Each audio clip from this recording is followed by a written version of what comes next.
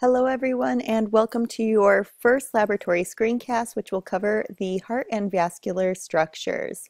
We'll begin with the heart, and you'll see various illustrations from your Seeley's Anatomy and Physiology textbook. We've also taken some cadaveric images from University of Michigan's Blue Link and Netter's Atlas of Anatomy, and also some other various anatomy textbook and atlases.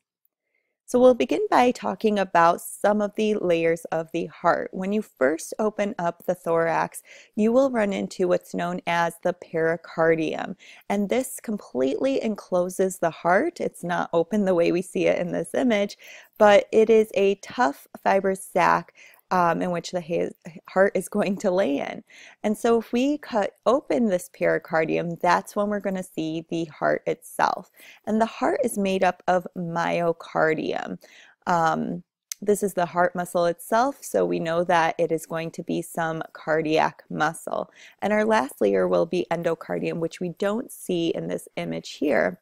But I really like this illustration from your Seeley's A&P textbook because we can see that the epicardium, which is your visceral pericardium, will be on this outside layer here. Then the myocardium, which is really thick here, and you can see it's well vascularized, is our second layer. And our third layer is this endocardium. So notice that this is this thin layer sitting against the myocardium, and we will soon talk about what this trabeculae carne is. So the endocardium is made up of epithelial lining, and we'll find it within each of the chambers of the heart. So here's a cadaveric image of what you can expect pericardium to look like. And here is some of our myocardium. So if you look at this previous image, you can see all of this yellow tissue, and that's really our visceral pericardium or epicardium. And so when we peel that away, we get to see this myocardium. And so there's no fat overlying this. These are the coronary vessels that have been beautifully dissected. So anywhere that we see these fibers running along, that's all myocardium in here. And then here is a cut through your left ventricle, so you can see your myocardium right within here, and then your endocardium would be this inner lining before we see the trabeculae carne in here. So now we're going to move into discussing some external features of the heart. We have two polar ends here, the base of the heart, where we're going to see some great vessels extending off of. We also have right and left auricles. Right now in this image we can only see the right auricle, and the left auricle would be overlaying the left atrium. So we'll see some images of that later. And then this pointed projection that'll be inferior and pointed toward the left will be the apex of the heart. So let's start off with the base of the heart. When you first have a heart and it's out of the body, you need to really orientate yourself. So the first thing that you want to do is sap the heart, S-A-P. So S is going to be all the way to the right, which is your superior vena cava, and this is draining all of your deoxygenated blood from the upper half of your body. Next we have A. That is going to stand for your aorta, and this is supplying oxygenated blood to the entire body. And then lastly we have P for pulmonary trunk, and this is going to contain deoxygenated blood within it, and we'll send that over to your right and left pulmonary arteries. So you may have noticed too, as we're viewing these images, you're going to imagine these structures as if they are within a cadaver or a patient. So your left is actually going to be the right. So this side over here is going to be the right side, and then your right is actually going to be the left. So this is our left side of the heart. So let's look at this in a cadaver. Here we are going to have the superior vena cava. It's really this extension. It's a little bit covered by this pericardium here. And then you have your aorta, and you could see that it is curving upward. And then we have your pulmonary trunk in this region over here. So this is just another view where you could see that superior vena cava just a little bit better. And then your aorta and pulmonary trunk. So now let's also discuss your inferior vena cava, right? We can't just have a superior vena cava, and we're going to find this, of course, at the inferior end of the heart on the right side, and this is draining deoxygenated blood from the lower half of the body, and this will head over to your right atrium. So in a cadaver, we can see over here at the black arrow is your inferior vena cava, and at the purple arrow is your superior vena cava, both draining into your right atrium. And if we look at a posterior view of the heart, we can see your coronary sinus. Whoop. So your coronary sinus is right over here. It kind of lies inferior and posterior to your left atrium, and will extend on over toward your right atrium over here to also drain deoxygenated blood from the heart itself into the right atrium. So now you could see your superior vena cava, inferior vena cava, and the coronary sinus all draining into your right atrium. This is also a little image of your coronary sinus. This is from CLE's A&P, draining into your right atrium. So this is an anterior view of the heart, and you can also see the extensions of, these are called cardiac veins, that are all draining the deoxygenated blood from the heart into the coronary sinus in order to move into the right atrium. And this is a cadaveric image of what you can expect the coronary sinus to look like. So this is a posterior view of the heart. You could see some of these beautiful cardiac veins draining into the coronary sinus, and it would move on into the right atrium. So the remainder of the structures that we will be discussing will be discussed via the route of blood flow through the heart. So just as a little reminder, I'm sure you all probably already know this, but we have 4 chambers of the heart. On the right side, we have your right atrium and your right ventricle. And on the left side, we have your left atrium and your left ventricle. So now let's start off with a general overview of how flow of blood will move through the heart. We already mentioned how our superior and inferior vena cava and coronary sinus will drain blood into your right atrium. From there, we'll move into the tricuspid valve, into the right ventricle, and into your pulmonary semilunar valve. From there, we can add pulmonary trunk right in here because that's extending to become your pulmonary arteries and taking all of this deoxygenated blood. So I'm just going to add in, we'll use the color blue. We're going to add in that all of this in here will be deoxygenated blood until we get to our lungs, in which we will be able to turn it into oxygenated blood. So I'm just going to put a D over here, and then let's also use the color red to represent our oxygenated blood. So in the lungs, we are going to get oxygenated blood, and we'll just stop right there. And all of the left side of the heart will have oxygenated blood. Okay, so let's continue on from the lungs here. From the lungs, we're going to move into the pulmonary veins. That carries that oxygenated blood into the left atrium, into the bicuspid valve, into the left ventricle, into the aortic semilunar valve, and into the aorta. From the aorta, we're going to deliver all that wonderful oxygenated blood to the rest of the body. The body will use up that oxygen, and then the blood will become low oxygenated or deoxygenated and send it back to the heart via the superior and inferior vena cava and coronary sinus once again. And we'll go through the route. So we're going to look at the specific components at this point. Starting off with how deoxygenated blood comes into the heart. Now, whenever we're bringing blood back to the heart, we are going to use venous structures. So a lot of veins here. So our superior vena cava and our inferior vena caval openings, these are going to have the lowest pressure within the body. And then we also have the opening for the coronary sinus. We know that all of these are bringing in deoxygenated blood into our right atrium. So what are some features of our right atrium? If we look at this chamber, we will see that we have this beautiful pectinate muscle, and it's not only within the right atrium chamber, but we'll also find it within our right auricle. So that is that ear-like appendage. Auricle is referring to the ear flap that's going to overlay the right atrium. And the area that is allowing the pectinate muscle to extend into this chamber is called the crista terminalis that we could see in this teal blue color over here. And then the last thing we're going to find here is the fossa ovalis. So let me just point that out before we move on to some cadaveric images. But on our heart, sitting between your right atrium and your left atrium, is an area known as the interatrial septum. Inter meaning between, atrial referring to the two atria, and septum meaning wall. So this fossa ovalis is found on the wall between the two atria, the interatrial septum. And we'll take a look at some images as to what this fossa ovalis is, but you'll see that it's oval shaped, and we have almost like a thinning out of the wall in this region.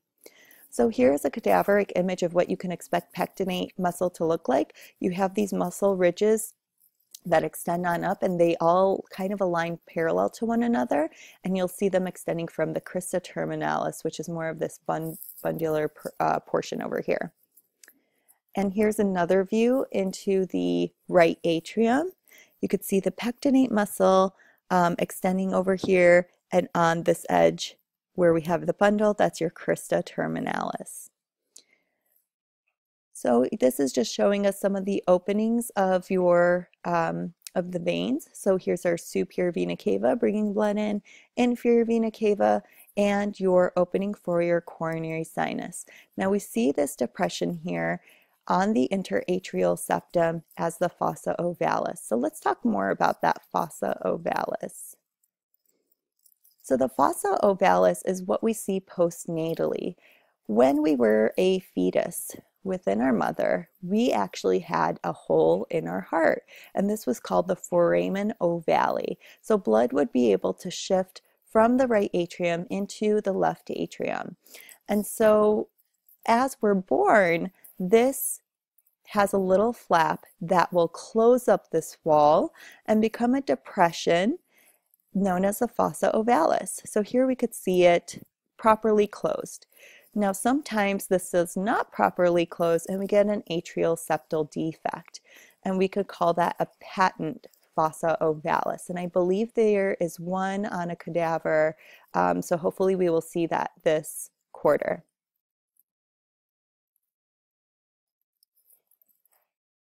So now our deoxygenated blood is going to move from the right atrium through the tricuspid or the right atrioventricular valve. You'll see that these valves have various names, so make sure to know all of them. So here is our right atrium, and we are looking down inferiorly to your tricuspid valve. So in here we're going to see that there are a lot of cusps, and we are going to identify this on this slide here. So here is your cusp, and as you can imagine, this is called the tricuspid valve because we have 3 of these cusps, and extending from those cusps we will have chordae tendineae, so these string-like structures. So these are what's known as your heartstrings, and that is going to attach to a cone-shaped muscle that we will find in the ventricles called papillary muscles. So by these papillary muscles contracting and relaxing, we are able to open and close your atrioventricular valves. So notice too that all of the AV valves will have the same component. They will have the cusps, the chordae tendineae, and the papillary muscles. And these components extend into the next chamber, which is your right atrium here. The other thing that we could see within your ventricles is muscle known as your trabeculae carnae. So we don't see the trabeculae carnae too well. Whoop. And I think I have a image coming up in your left ventricle where you could see the trabeculae carnae just a little bit better. So once we're in the right ventricle, this deoxygenated blood is then going to move into your pulmonary semilunar valve. And your pulmonary semilunar valve, as well as all semilunar valves, will only have 3 cusps. So you could see at this point we are at the smiley face in our heart. Here was our right ventricle. So we've extended up toward this pulmonary semilunar valve. And so if we were to cut the heart at this level over here, we would be looking down upon over here your pulmonary semilunar valve. And you could see that it has the 3 cusps, 1, 2, and 3. Now anterior to it, you may be seeing this valve over here as well. And this is your aortic semilunar valve that we'll talk about in just a few minutes. So we won't see any chordae tendineae here. We won't find papillary muscles.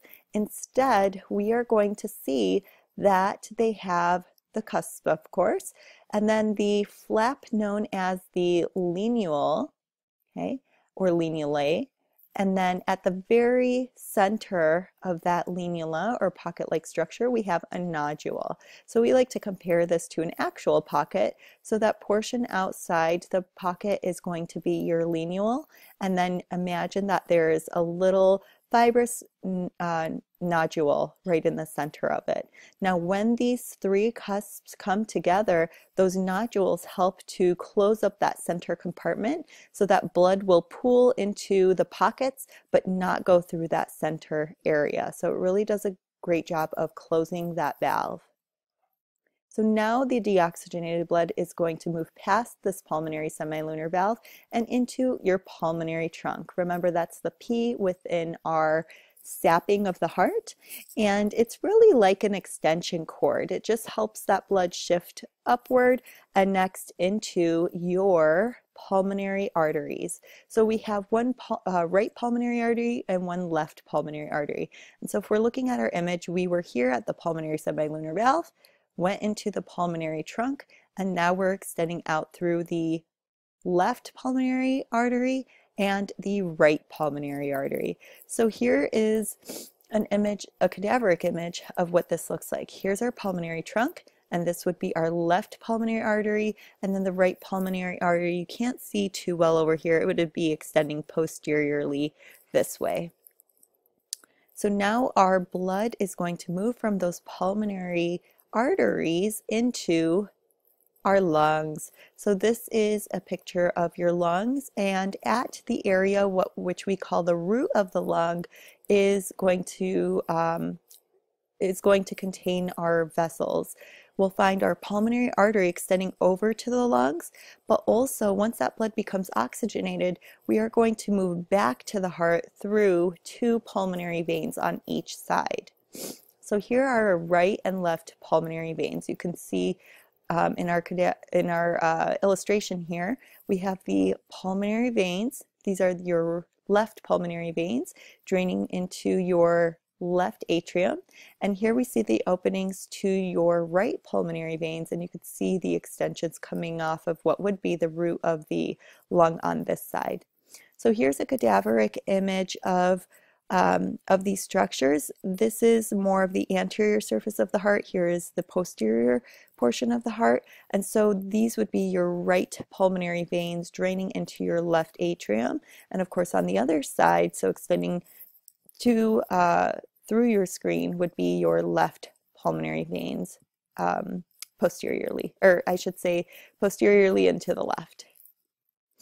And here's another image. So this is more of a posterior view of the heart, and you could see your full openings. So this is going to be your right pulmonary veins, and we have your right pulmonary veins over here.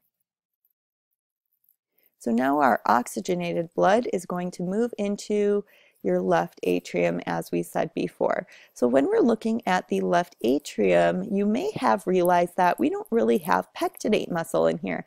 The only place we're going to have that is within the left auricle. Remember, that is the ear-like appendage that is going to lie right within your left atrium. And so I always get the question, what are your auricles for? And as far as what I've found is that it's just an extra area for storage of blood. So we have this smoothed appearance of the left atrium. So it's still made up of cardiac muscle, though we just don't see those pectinate muscles in here. And so not too many other features here in the left atrium. So where that oxygenated blood is going to go through next is your bicuspid mitral or left atrioventricular valve. And so here you may have noticed that it's not tricuspid anymore, but bicuspid, and bi means two. So we're only going to have two cusps here, whereas your tricuspid would have three. And so because this is an AV valve, we are also going to have the chordae tendineae and the papillary muscles associated with it.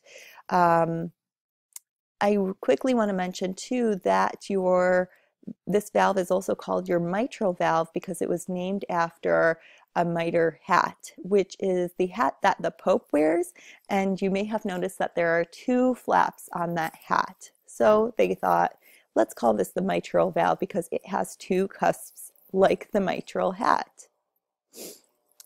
Okay, so that moves us into your left ventricle. And you could see here that our myocardium of this left ventricle is 2 to 3 times thicker than in the right. And we can now see a better view of what that trabeculae carneae muscle will look like. So it's almost like a bit more webbing than compared to your pectinate muscle, which has a little bit more parallel ridges to it. And here we could see those beautiful chordae tendineae strings and your papillary muscle here, that cone-shaped muscle. So here's another view as to what that papillary muscle looks like. So now our oxygenated blood is going to move through our very last valve, which is the aortic semilunar valve. And here we are going to see the 3 cusps and the lunulae, 1, 2, 3, and those nodules at the very center of the lunulae. You may have noticed that there are these little openings here in our aortic semilunar valve that we did not find in the pulmonary semilunar valve. And that's because at the base of the aorta, we will have openings to our right coronary artery and the left coronary artery. So we're going to discuss that a little bit more once we get into our vascular structures. So now our oxygenated blood will move through into your aorta. So here is a superior view of the heart, just to orientate you. Here is our aorta, and this is your pulmonary trunk. And you could see a little bit that there's going to be an extension off of the aorta here that will give rise to those coronary arteries that we just discussed. So your aorta is the largest artery within our body. We will also have the highest amount of pressure because we're pushing all of this oxygenated blood from the left ventricle to the rest of the body. And the aorta has 3 different parts. We have the ascending aorta, and I'm going to switch to another cadaveric picture so you can really see this. So it's this portion moving on up, and you could beautifully see the origin here of your coronary arteries extending off. And then we have your aortic arch. So at this point, moving on up, and I like this picture where the heart has been taken out, but we left a portion of the aorta in place. So this is your aortic arch, and it's giving rise to these arteries here that we'll discuss very shortly.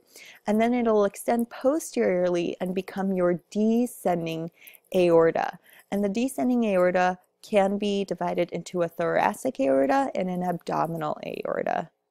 So now we're going to move into our vascular structures. Our illustrations will be from the same sources, and just keep in mind anytime you see a single A, that stands for artery, double A's are for arteries, V is for a vein, and VV are for veins. So first we'll discuss the arteries of the body. Well, we're going to start off at the aorta, and this is again a superior view of the heart. We could see your aortic semilunar valve and a part of the ascending aorta, which we've mentioned several times now, gives rise to your coronary arteries. So this is going to be your left coronary artery, and over here we have your right coronary artery. And this term coronary actually means crown. So they thought this creates a crown around the heart, just encircling it. Okay. So now let's take a look at the aortic arch. If we look at the heart once again, here is our aortic arch, and branching off on the right side, we will begin with the brachiocephalic trunk. Now we can't see this in this cadaveric image, but off of your brachiocephalic trunk, we will have your right subclavian artery and your right common carotid artery. In the very center of the aortic arch, you will have your left common carotid artery that will head up toward the head, and then you will have your left subclavian artery that will extend and move to supply the upper limb. Now, why would you think that the left common carotid and left subclavian come directly off of the aortic arch, but on the right side we need this brachiocephalic trunk? Then we give off the right subclavian and the right common carotid. So if you guess that this is because the heart lays on the closer to the left side of the body, you are correct. And so I always like to refer to the brachiocephalic trunk as being an extension cord. So if we break down that word brachiocephalic, brachio is referring to the arm, cephalic is referring to the head. And so it's giving off branches such as the right common carotid going toward the head and the right subclavian going toward the upper limb. So here's another view where you can see that branching. So here is your brachiocephalic trunk. Once again, this is coming off the aortic arch, which we would find right in here. That brachiocephalic trunk gives rise to the right subclavian artery and your right common carotid artery.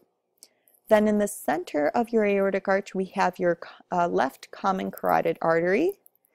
And lastly, all the way to the left of your aortic arch, we will see it give rise to your left subclavian artery. So now let's take a look at some of the branches off of the descending aorta, and we'll come back to those other branches going toward the head and the upper limb later in the screencast. So here you could see your ascending aorta has been reflected so that we can focus on your thoracic aorta. And we call this thoracic aorta because we find this portion of the aorta in the thorax. And so here you're only really going to find extensions coming off called your posterior intercostal arteries. And remember that these can be found within the costal grooves of your ribs. So we would have to peel away some of the parietal pleura that would be found over here in order to see these posterior intercostal arteries. Now, if we continue down past the diaphragm, your aorta or descending aorta now becomes your abdominal aorta. And we have a couple major branches that come off here. We have your celiac trunk, which would be this right in here, and we're going to look at these in detail in just a few moments. Then we have your superior, before we move on to the superior mesenteric, your celiac trunk is going to give rise to your left gastric artery, your splenic artery, and your common hepatic artery. Then as we extend further down your abdominal aorta, we are going to find your superior mesenteric artery that gives off several branches. Moving further down, we have your renal artery. You could see here extending over to your kidneys. And extending further down, we find your inferior mesenteric artery, and at that point the abdominal aorta will terminate into your common iliac arteries. So let's look at these in a bit more detail. Here is your abdominal aorta, and right at the center over here is your celiac trunk. So it's very, very short, extending off of the abdominal aorta, and the first branch superiorly will be your left gastric artery, and this artery will sit in the lesser curvature of the stomach. Now I know we don't know what that is yet, but we will learn it within your digestive system lectures. And of course we do have a right gastric artery that is going to branch from another artery and anastomose or come together with the left gastric in this lesser curvature of the stomach. Then we have your splenic artery, and you can't see the full extent of it. It's a very curly, almost like a pig's tail type of artery, and it's going posterior to the stomach here to make its way over to the spleen, which is right over here. And then our last branch over on the right side is your common hepatic artery headed toward your liver. Now you could see here that this common hepatic artery is giving off other branches here, and we're going to discuss that further in chapter 21. Now, if we continue down the abdominal aorta, you will see a single artery extending off, and that is called your superior mesenteric artery. And you could see that it gives off several branches here to supply your small intestines and also the proximal portion of your colon. So we're going to learn all the different portions of your small intestines and colon later this quarter, but you could see all of the beautiful branching that the superior mesenteric artery gives off to give oxygenated blood to the intestines and colon.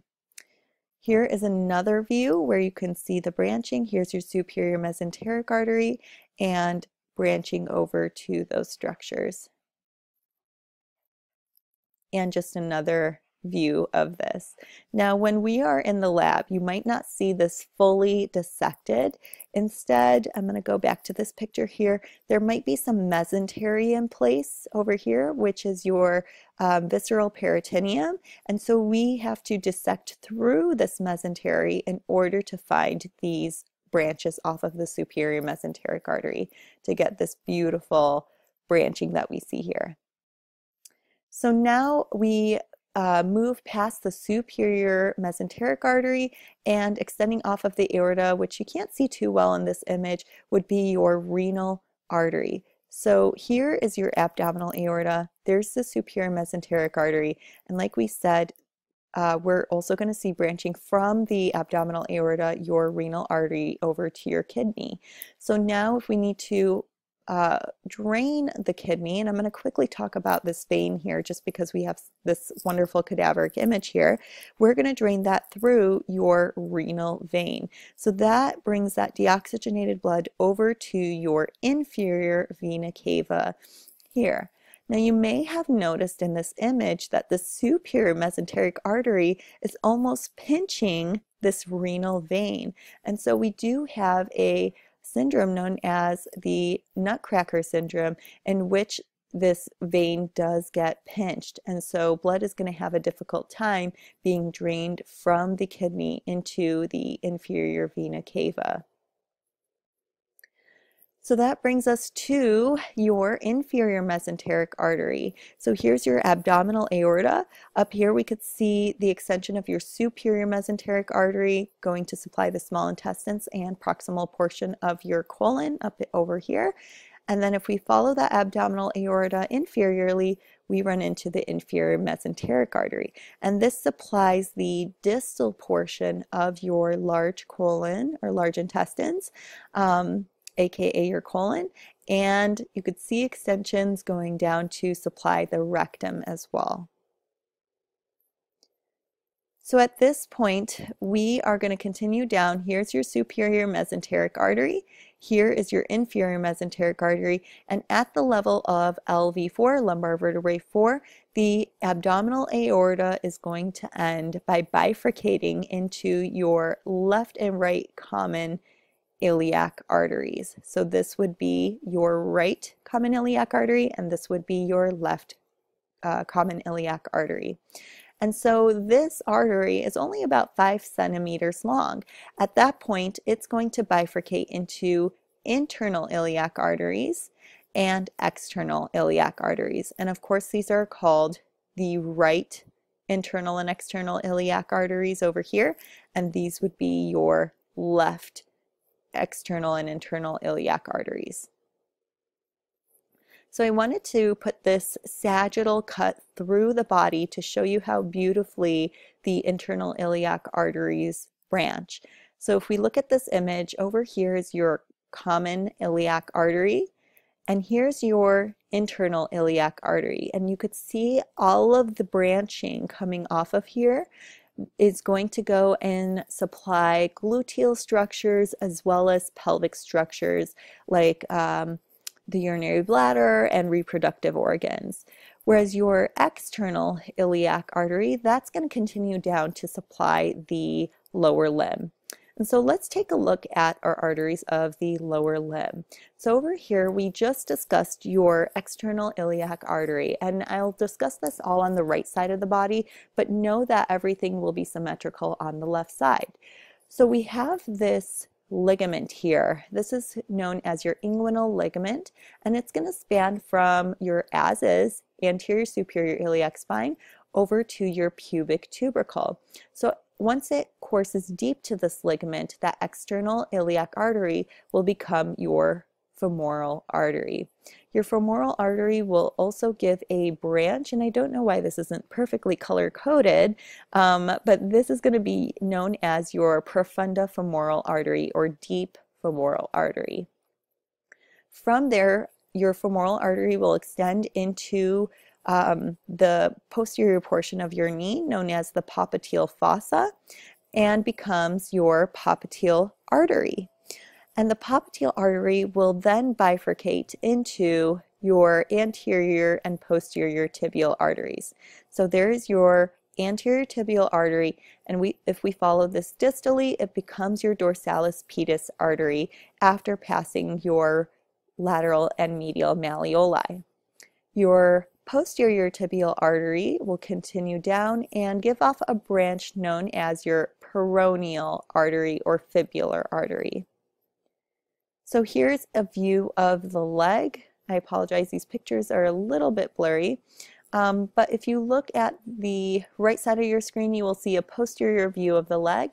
And in your popliteal fossa, that popliteal artery is descending on down, and we could see it bifurcate, and it goes above the interosseous membrane that is assisting in holding your fibula and tibia together. So it's moving anterior is your right anterior tibial artery. And this is an anterior view of that artery. So you could see it descending down just lateral to a muscle that we'll soon know as your tibialis anterior muscle. We also mentioned that distally this will become dorsalis pedis. So I should have actually changed the color to this. We'll just use magenta for now. But here is your medial malleolus and your lateral malleolus. So if I were to draw a line going across here from this point down, this is known as your dorsalis pedis artery. Okay. All right. So if we continue down from the popliteal, don't know why I did that. If we continue down from your popliteal artery, we saw that it bifurcated into your anterior tibial artery, and now we will see in the posterior view, the posterior tibial artery. And this will course down the deep posterior leg and just posterior to your medial malleolus. We will find two tendons of muscles we will learn about next quarter, and we will then see your posterior tibial artery. We also have the tibial nerve that'll course along with that too. And then we see our peroneal or fibular branch coming off of that posterior tibial artery as well. And distally, we will see the posterior tibial artery bifurcate into your medial plantar artery and your lateral plantar artery to give supply to your foot. So here's a view of the plantar surface of the foot. This is quite a deep view. And here is your medial plantar artery in the teal, and in the grayish color is your lateral plantar artery. So if you wanted to draw this out yourself, I would start off with your descending aorta showing the bifurcation of the right and left common iliac arteries. We know that your common iliac artery will then bifurcate into your internal iliac artery supplying pelvic structures and urinary structures, and your external iliac artery that will continue to supply your lower limb. And once we pass what this black line is representing, your inguinal ligament, then it becomes your femoral artery. we have that femoral artery giving off a branch called the profunda femoral artery. And if we go back and continue down that femoral artery in the into the posterior knee, known as your popliteal fossa, it becomes your popliteal artery. And we know your popliteal artery, after leaving the popliteal fossa, will bifurcate into the anterior tibial artery and your posterior tibial artery. The posterior tibial artery gives off a branch known as the peroneal or fibular artery. And this is just a nice little shadow to represent the areas where we would find these arteries. And then that posterior tibial artery bifurcates into the medial plantar artery and the lateral plantar artery. So I just wanted to show you some cadaveric images of what these arteries look like. So here is the upper thigh region, and over here you could see your femoral artery extending on down. Here is the branch it gives off, the deep femoral artery or profunda femoral artery. And you'll also find next to it the femoral vein and femoral nerve. So this area is a space of importance. And so it creates something known as the femoral triangle. So this is the right thigh that we're looking at here. And we have three borders here. We have that inguinal ligament that we discussed, a lateral border that has the muscle sartorius, and a medial border that is a muscle called adductor longus. So these borders create the triangle, and it sits just like this. So in the shadow, you could see the ligament over here spanning from as is to the pubic tubercle. This long muscle down in here, that's sartorius. And this muscle over here is your adductor longus. And so within our triangle, we can find your femoral nerve sitting laterally, femoral artery in the middle, and femoral vein that will be the most medial. So the way I like to memorize this as it's a van, V-A-N, driving up the hill. So that you're going to start in the medial portion of the thigh and drive up. V for vein, A for artery, and N for the nerve. So now from that femoral artery, we continue down and it becomes your popliteal artery. So you can see that your popliteal artery here is pretty deep, and sitting superficial to it is your popliteal vein, and then we have a nerve called your tibial nerve. So this is another space of importance known as your popliteal fossa. So we have some borders here. Your superior medial border is made up of two muscles or tendons of two muscles, semitendinosus and semimembranosus. Your superior lateral border will be made up of another muscle known as your biceps femoris. Your inferior lateral border will be made up of the lateral head of the gastrocnemius muscle, and your inferior medial border will be made up of the medial head of your gastrocnemius muscle. And so this is what the popliteal fossa looks like. Here's semitendinosus, over here semimembranosus. This is your biceps femoris tendon, and here you could see the medial head and the lateral head of your gastrocnemius muscle, or that big muscle that makes up your calf. And so in this popliteal fossa, you will find your popliteal artery deep, your popliteal vein will be more superficial, and the most superficial will be your tibial nerve. Now you may see this other faint nerve extending laterally. That is known as your common fibular nerve, and we'll discuss this more in AMP3. So if we continue from the popliteal fossa down, we know that it's going to bifurcate. When we follow the popliteal artery from your popliteal fossa inferiorly or distally, we know that it's going to bifurcate into your anterior and posterior tibial artery. And so in this posterior view of the leg, we could see that posterior tibial artery continuing on down. And of course, it's headed for that posterior area of the medial malleolus.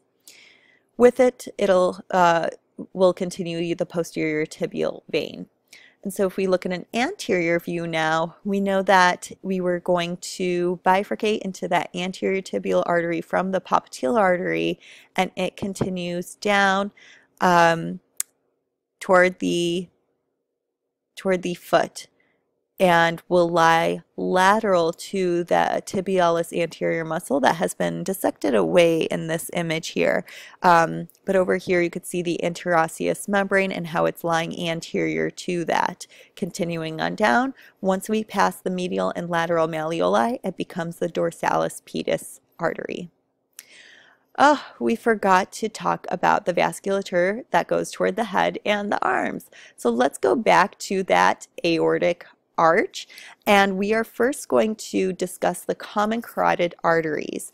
That common carotid artery on the right and left side are going to continue up through the neck and bifurcate into your external carotid artery, which you see it gives off several branches that will go and supply the neck and the face, and your internal carotid artery will continue up toward the head to supply the brain. And we'll discuss more of that branching when we discuss chapter 21 and blood supply to the brain and the circle of Willis. Now if we go to the subclavian artery branches off of the aortic arch and the brachiocephalic trunk, we know that that's going to go to supply our upper limb. So that subclavian artery will become, after passing the lateral border of the first rib, will become the axillary artery. The axillary artery, of course, could be found within the axilla region. There's actually 3 parts to it, but that is going to be covered more in an advanced anatomy course. Once that axillary artery passes the inferior border of a muscle known as teres major, it's going to change its name to the brachial artery. Makes sense because brachial refers to the arm, and we find this artery in the arm. Once that brachial artery passes through the cubital fossa, it's going to bifurcate into the radial artery that will be found laterally in the forearm or toward the thumb side, and your ulnar artery that will be found on the medial side of the forearm or the small finger side. If we look at the hand, you will also see that the radial artery and your ulnar artery are going to create arches known as your superficial palmar arch and your deep palmar arch. Your ulnar artery will create more of your superficial arch or contribute more to your superficial arch, whereas your radial artery will contribute more to the deep palmar arch. And so the way we're going to memorize this is USA, being very patriotic, and so that can represent ulnar superficial arch. And the other thing is RDA, so recommended daily allowance, or we're going to know it more for radial deep arch. So I wanted to show you some cadaveric images of what these arteries look like. In the armpit or axilla region, we have the axillary artery. Remember, once we pass that inferior border of the teres major muscle, right over here, it will become your brachial artery. And you'll see that it also courses with the veins, which we're going to discuss veins very shortly. And once we move into the forearm, we will see that that brachial artery bifurcated into your ulnar artery and your radial arteries. And now we're going to discuss the veins of the body. So there are 2 types of veins within the body. There's actually more, but we're only going to discuss 2 here. And that is going to be your superficial veins and your deep veins. So your deep veins are typically going to accompany the arteries that we just discussed, and they are typically named the same. So your brachial artery has brachial veins that course along with it. So you may have noticed that it's not just one vein that's coursing along with it, there are 2. And this arrangement is known as venae commentantes, or veins accompany. Not all arteries, deep arteries and veins are paired this way. It's more of the smaller muscular arteries, whereas the larger elastic arteries, they will have one large vein that courses along with it. And then our superficial veins are going to be the ones that will course through subcutaneous tissue. So they're the ones, if you look at the back of your hand, you can see them through your skin if you are fair enough. So let's talk about some of the superficial veins within your upper limb. You could see here your cephalic vein. This is coursing up the lateral side of your upper limb and is draining up into your axillary vein, which is a deep vein that will course with the axillary artery. And so here I've put an image of where you would expect to find this on your body. Then on the medial side of your upper limb, we have the basilic vein, and it's showing up in this gray color over here. And you could see it at the number 3 on this body over here. And then sitting between these two, oh, before we move into the next vein, I forgot to mention that your basilic vein will drain into your brachial vein, which is also a deep vein, coursing with the brachial artery. Now, sitting in between these two superficial veins will be your superficial median cubital vein. And this is the vein in which we are going to most often draw blood from.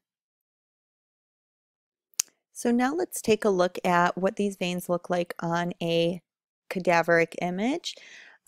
We are going to have on the lateral side this cephalic vein that will drain into your axillary vein. You could see it coursing up through what's known as your deltopectoral groove.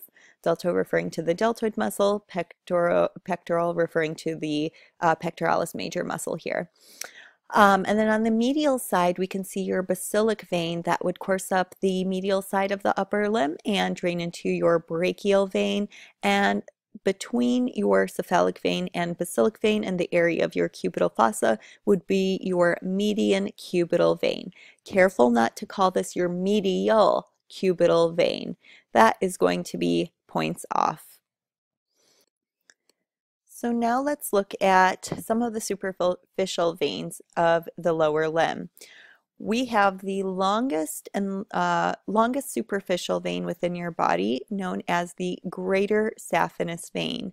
And this is going to arise from the medial side of what's known as your dorsal venous arch. So you could probably see this if you look at the dorsum of your foot. And it continues up the medial side of your leg and thigh and will eventually drain into the femoral vein within the femoral triangle. Now, if you look at the posterior leg, you will find your small or lesser saphenous vein, and this will arise from the lateral side of that dorsal venous arch, continue up the posterior leg, and drain into your popliteal vein within the popliteal fossa. Now, I wanted to show you some of the deep veins of the abdomen because they don't exactly course along with the arteries that we previously learned. So extending from your splenic vein, you will find this coursing with your splenic artery, but it extends on over eventually to meet with the hepatic portal vein. But you may find these other, or may have noticed these other veins draining into the splenic vein, and that is going to be your inferior mesenteric vein draining into your splenic vein, and your superior mesenteric vein going to meet with the splenic vein as well. So then that splenic vein drains into the hepatic portal vein, which will extend into the liver. So all of these veins, by the way, are draining deoxygenated, nutrient-rich blood into the liver. So the last thing I want to discuss is coronary circulation. So go back to those coronary arteries that we saw originating off of the ascending aorta. And remember, this is containing oxygenated blood. That blood will then be delivered to the heart muscle itself, or the myocardium, and that deoxygenated blood will move into your cardiac veins, which will drain into your coronary sinus. Remember, that was found on the posterior aspect of the heart, which will drain into your right atrium and will be pumped through the heart, and that blood will become oxygenated again and sent through the coronary arteries. So let's take a look at some of these structures. We didn't specifically talk about your cardiac veins, There's a great cardiac vein, a middle cardiac vein, and a small cardiac vein. So you can see this on the illustration from your textbook here. Here's your great cardiac vein. Your middle cardiac vein is found posteriorly, which is the view, cadaveric view that we see here, that middle cardiac vein. And your small cardiac vein is found on the right side of the heart. And all of these are draining into the coronary sinus to make it into your right atrium. So that is it for our first laboratory screencast. If you have any questions, as always, feel free to contact me via email or phone. So now if we look at